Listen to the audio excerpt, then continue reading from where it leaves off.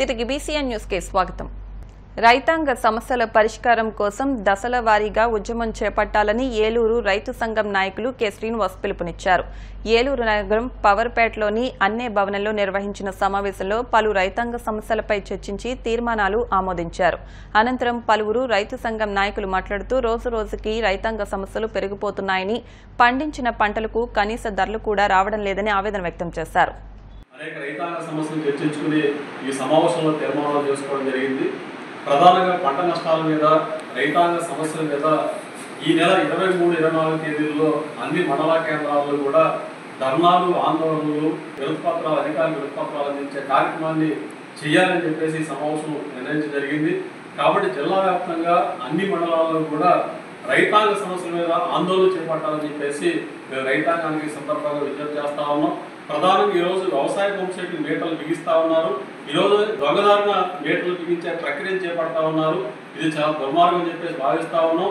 గత ఎన్నికల ముందు మాత్రం మీటర్లు పెడితే ఊరుకోము, రైతుల మెడలకు ఉరితాళ్లు అవుతాయని చెప్పేసి చెప్పిన లోకేష్ గారు, లేదా చంద్రబాబు నాయుడు గారు, లేదా పవన్ కళ్యాణ్ గారు అనేక మీటింగ్లో చెప్పారు. ఈ ప్రభుత్వ కాలంలో మళ్ళీ మీటర్లు పెట్టే ప్రక్రియను కొనసాగించడం అంటే ఇంతకంటే దుర్మార్గం అని చెప్పేసి అడుగుతా ఉన్నాం. కాబట్టి పెట్టిన మీటర్లు తొలగించాలి, భవిష్యత్తులో వ్యవసాయ పంపుసెట్లు మీటర్లు బిగించకుండా ఉండాలి. ఆ రకంగా ఇచ్చిన జీవో 22 రద్దు చేయాలని చెప్పేసి కూడా ఈ సమావేశం కోరుతా ఉన్నాం. ప్రధానంగా జిల్లాలో నిమ్మ, అరటి, మొక్కజొన్న, పామాయిలు, అలాగే పత్తి, ఇతర అనేక పంటల రైతులు కూడా తీవ్రంగా నష్టపోతా ఉన్నారు. కాబట్టి నష్టపోతున్న రైతులను ఆదుకోవాలి. అలాగే అన్ని పంటలకు కూడా గిట్టుబాటు ధర కల్పించాలని చెప్పేసి కూడా కోరుతా ఉన్నాం. ప్రధానంగా ఈరోజు ఆక్వా రైతులు తీవ్రంగా నష్టాలు ఉన్నారు. ఆక్వా రైతులు కూడా ప్రత్యేకంగా ఆదుకోవాలని చెప్పేసి కోరుతా ఉన్నాం. కొల్లేరు, బుడమేరు, రాములేరు, తమ్మిలేరు, అట్టై గుండేరు వీటి వరద వల్ల కూడా తీవ్ర నష్టం జరిగింది. గోదావరి వరద వల్ల నష్టం జరిగింది. అలాగే పెదవాగు ప్రాజెక్ట్ గండి వల్ల నష్టం జరిగింది. నూజివీడు పెద్ద చెరువు గండి వల్ల కూడా నష్టం జరిగింది. కాబట్టి గండ్లు పూడ్చే కార్యక్రమం చేపట్టాలి.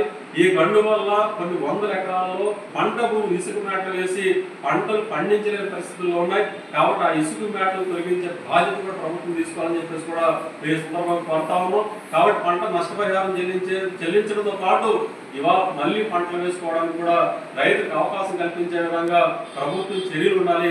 లేకపోతే ఈ ఆందోళన, ఈ పోరాటం అనేది ముదురుకోవద్దని చెప్పేసి ఈ సందర్భంగా అమెరికా పర్యటనలో ఉన్న కాంగ్రెస్ పార్టీ నేత రాహుల్ గాంధీ చేసిన వ్యాఖ్యలపై నిరసనలు పెళ్లిబూకుతున్నాయి.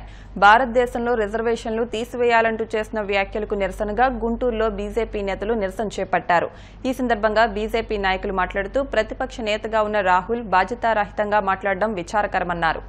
భారతదేశ వైభవాన్ని ప్రపంచవ్యాప్తంగా విస్తరిస్తూ భారతదేశ గౌరవాన్ని 4 దిశలా విస్తరించి మన గౌరవాన్ని కాపాడుతున్న ప్రధానమంత్రి నరేంద్ర మోడీ గారు ఒకవైపు ఉంటే, విదేశీ గడ్డ మీద భారతదేశం గురించి, భారతీయుల గురించి కూడా అనుచిత వ్యాఖ్యలు చేస్తూ భారతదేశ పౌరులు తీస్తున్న రాహుల్ గాంధీ ఒక విదేశీ వనితకి పుట్టిన వ్యక్తి భారతదేశాన్ని పాలించలేడని చాణక్యుడు ఏదైతే చెప్పారో అది ఇవాళ నిజం చేస్తూ విదేశీ గడ్డ మీద రాహుల్ గాంధీ సిగ్గుమాలిన విధంగా మాట్లాడటం చాలా దురదృష్టకరం. భారతదేశం భారత్ మాతాకి జై అంటూ ఒక మహిళని గౌరవిస్తూ ప్రెసిడెంట్ ఆఫ్ ఇండియాని కూడా ఒక మహిళని చేసి 33% రిజర్వేషన్ని భారతదేశంలో ఉమెన్స్కి కల్పిస్తూ అనేక రకాల పథకాలని మహిళల కోసం ఈ యొక్క ఎన్డీఏ ప్రభుత్వం తీసుకొచ్చి వారి కాళ్ళ మీద వాళ్ళు నిలబడేటు అనేక కార్యక్రమాలను కూడా, స్కీమ్స్ని కూడా తీసుకొచ్చింది. ముద్రా యోజన అవ్వచ్చు,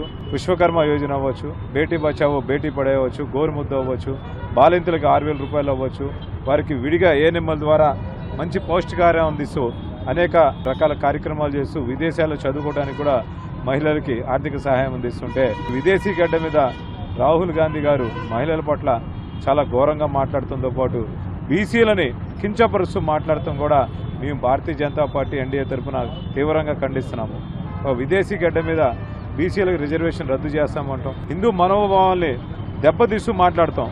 మరి ఎలక్షన్ ముందు నామాలు పెట్టుకొని గుళ్ళకు తిరిగి వచ్చి రాని విధంగా హిందూ సంస్థల మీద వ్యాఖ్యలు చేస్తూ ఆ పంచకట్టుడు కూడా చేత కాకుండా కేవలం ఓటు బ్యాంక్ రాజకీయం కోసమే ఎలక్షన్ ముందు ముసుగు కప్పుకున్న రాహుల్ గాంధీ విదేశాలకు వెళ్ళి తన యొక్క ఒరిజినల్ స్వరూపాన్ని బయటపెట్టి హిందువులతో ఉండటం నాకు సఖ్యతగా లేదు, హిందువులని కించపరిచి మాట్లాడటం కూడా భారతీయ జనతా పార్టీ తీవ్రంగా ఖండిస్తుంది. మేము ఇప్పుడే చెబుతున్నాం, మీరు ఎలక్షన్ అప్పుడు ఒక నాటకం, ఎలక్షన్ అయిపోయిన తర్వాత ఇంకో నాటకం, ఆస్కార్ అవార్డులని మిమ్మల్ని చూసే పెట్టారేమో అని కూడా అనిపిస్తుంది. రాజకీయంగా ఆస్కార్ అవార్డులు కనుక ఇవ్వదలుచుకుంటే రాహుల్ గాంధీకి ఇస్తే బాగుంటుందని కూడా భారతీయ జనతా పార్టీ సిఫార్సు చేస్తుంది. భారతీయ జనతా పార్టీ తరఫున డిమాండ్ చేస్తాం, బీసీలకి మహిళలకి క్షమాపణ చెప్పి భారతదేశంలో తిరగాలని, అలానే భారతీయ ఔన్నత్యాన్ని కాపాడాలని.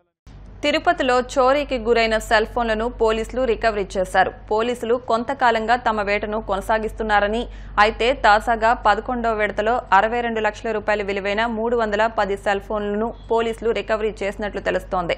మొబైల్ హంట్ అనే యాప్ ద్వారా ఈ ఆపరేషన్ చేసినట్లు ఎస్పీ సుబ్బారాయుడు తెలిపారు.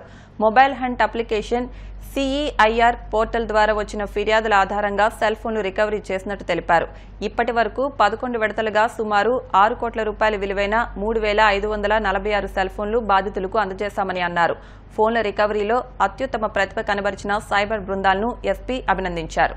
మొబైల్ ఫోన్స్ అన్ని రికవరీ చేసి వాటిని కన్సర్న్ ఓనర్స్కి అప్పచెప్పడం జరుగుతోంది.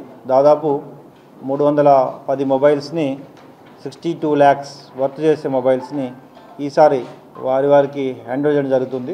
యాక్చువల్గా ఆధ్యాత్మిక నగరం అవ్వడం వల్ల ఎక్కువగా మొబైల్స్ ఇక్కడ థెఫ్ట్ అవుతుంటాయి. సో వారందరికీ కూడా ఒకటే తెలియజేయడం ఏంటంటే, మొబైల్ హంట్ వాట్సాప్ నెంబర్ ఉంది, దానికి హై అని చెప్పి మెసేజ్ ఇస్తే ఇమ్మీడియట్గా ఆ డీటెయిల్స్ అన్నీ కూడా మీరు మీ మొబైల్ డీటెయిల్స్ అన్నీ ఇస్తే ఇమ్మీడియట్గా మా పోర్టల్లో లింక్ వచ్చి అవన్నీ కూడా ఫీడ్ చేయడం జరుగుతుంది. అదేవిధంగా CIR ఏదైతే మన సెంట్రల్ గవర్నమెంట్ ఆధ్వర్యంలో ఉందో వాటిని కూడా మీరు ఉపయోగించగలిగితే ఖచ్చితంగా మొబైల్ని ట్రాక్ చేయడానికి అవకాశం ఉంటుంది. సో మీడియా ద్వారా అందరికీ కూడా ఈ 2 మొబైల్ హంట్ అండ్ CIR యాప్ని ఉపయోగించుకొని మొబైల్స్ని ట్రేస్ చేయడానికి పోలీసు వారికి సహకరించవలసిందిగా కోరుకుంటూ, అదేవిధంగా ఇప్పటి వరకు జిల్లాలో 11 విడతలుగా 3,546 మొబైల్స్ని రికవరీ చేయడం జరిగింది. దాదాపు 6,07,00,000 రూపాయల వర్త్ గల మొబైల్స్ని వారికి వివిధ రాష్ట్రాలకు చెందిన వారు, ముఖ్యంగా ఇక్కడికి మహారాష్ట్ర, కేరళ, కర్ణాటక, తమిళనాడు, తెలంగాణ మీద రాష్ట్రాల నుండి వస్తారు కాబట్టి వీరందరి మొబైల్స్ని మళ్ళీ ఎవరైతే మొబైల్ హ్యాండ్లో లేదా CIRలో పోర్టల్లో వారి అడ్రస్ ట్రేస్ అయినాయో వారికి హ్యాండ్ ఓవర్ చేయడం జరుగుతుంది. సో ముఖ్యంగా దీని ద్వారా not only mobile hand and CIR కాకుండా సైబర్ ఇష్యూస్లో కూడా అందరూ జాగ్రత్తగా ఉండాలి. OTPలు కానీ లేదా ఉద్యోగాలను ఇస్తున్నామని ఈ మధ్య కాలంలో లింక్ క్లిక్ చేయమనడము, పోస్టల్ అడ్రస్ని మీకు కొరియర్ వచ్చిందని చెప్పి భయపెట్టడము, లేదా మీ మీద ఒక కేసు రిజిస్టర్ అయింది మీ ఆధార్ మీద లేదా మీ పాస్పోర్ట్ మీద అని చెప్పి, వీటన్నిటికీ జాగ్రత్తగా ఉండాలి. చాలామంది చదువుకున్న వారు కూడా వీటికి మోసపోతున్నారు. ముఖ్యంగా ఇలాంటివి వచ్చినప్పుడు పక్క వ్యక్తికో లేదా ఎవరికో తెలిసిన వ్యక్తికో షేర్ చేసుకుంటే తప్పకుండా ఇవి నిర్మూలించగలుగుతాం. చాలా వరకు పోలీస్ వారు ముఖ్యంగా ఈ సైబర్ నేరాలపై అవగాహన కార్యక్రమాలు కొనసాగుతున్నాయి. రాబోయే రోజుల్లో ఇంకా ఎక్కువగా మీడియా, పత్రికల ద్వారా వారి సహకారంతో వీటినన్నీ నిర్మూలించడానికి ప్రయత్నిస్తాం. చర్యలు అని అంటే ఇప్పుడు ఆన్లైన్ లోన్ యాప్ యాక్చువల్గా వీటిపై అవగాహన కార్యక్రమాలు చేస్తూనే ఉన్నాం. ఆన్లైన్ లోన్ యాప్స్ కానీ లేదంటే ఆన్లైన్లో వచ్చే ఉద్యోగాలు 50,000 ఇస్తాము వర్క్ ఫ్రమ్ హోమ్ అని చెప్పి క్లిక్ చేయమనడము, ఇవన్నీ కూడా ప్రజలు కూడా గమనించాలి. ఊరికే ఏది రాదు, క్లిక్ చేస్తానే వచ్చేటటువంటి అందరూ ఇంట్లో కూర్చొని క్లిక్ చేసుకునే బతకచ్చు. సో వాటిని గమనించాలి, అందరికీ కూడా తెలుసుకోవాలి. వార్తలు ముగించే ముందు ముఖ్యాంశాలు మరొకసారి. వరద బాధితులకు సాయం ప్రకటించిన సీఎం చంద్రబాబు, ఇళ్లు కోల్పోయిన వారికి ఇంటిని నిర్మించి ఇస్తామంటూ హామీ.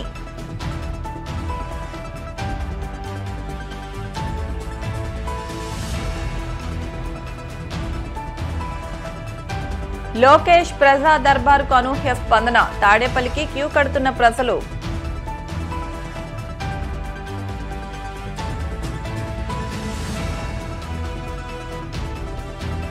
తిరుమల శ్రీవారిని అవమానించే పనులేమీ చేయలేదన్న మంత్రి సంధ్యారాణి, సోషల్ మీడియాలో తప్పుడు ప్రచారం చేస్తున్నారంటూ ఆరోపణ.